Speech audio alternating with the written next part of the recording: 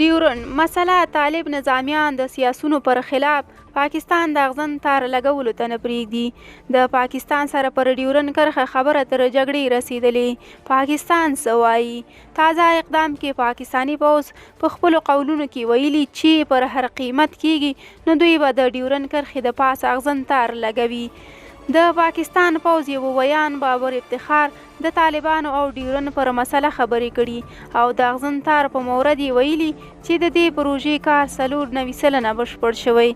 پاکستان ګواښ کړی چې پر اغزن تار یې سرتیرو وینې تویې کړي او پر هر قیمت چې وي نو دوی به دا پروژه بشپړوي.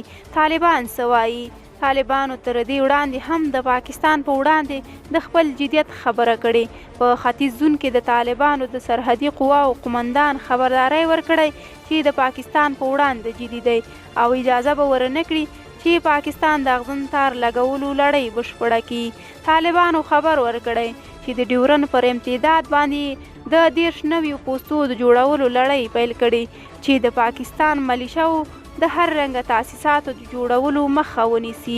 که څه هم پاکستان او طالبانو دواړو د ډيورنډ کرښې د جنجالي مسلې په هکله یو له بل سره د ډیپلوماټیکو اصولو په رڼا کې د چلن خبره کړې، خو پوځي برخه کې اړیکې ترینګلي او د یوې لویې جګړې احتمال شتون لري. عام افغانان څه وایي؟ د طالبانو خبره هیڅ اجازه به ورنه کړي چې پاکستان دا اغزن تار ولګوي.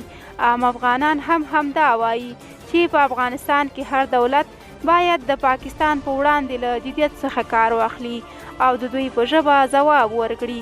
ښایي هغه طالبان د خلکو له لوري وستایل شي چې د پاکستان په وړاندې جدي او د اغزن تار لګولو اجازه ورنه کړي. شنونکي څه وایي؟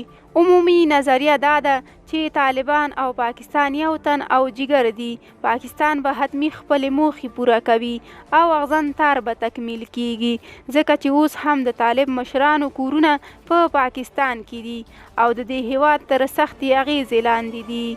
خو مهمه خبره دا ده چې په رښتیني ډول سره دا باید معلومه کړل شي چې آیا طالبان دومره لوی کار چې د اغزن تار د پروژې مخدی وکړای شي.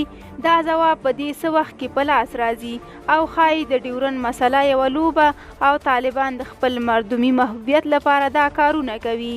مسله دا ده چې آیا د طالبانو د قل اردو په کچه یو قمندان څومره په خپلو کارونو کې خپلواک دی چې قمنده ورکړي او ګواښونه ختم کړي. د طالبان لپاره رښتینولي او همداسې د پاکستان په وړاندې په هر موضوع کې جدیت د دوی د ولس خوښي او حس را ژوندی کولی شي. خو که د طالب لاس له پاکستانه وخیږي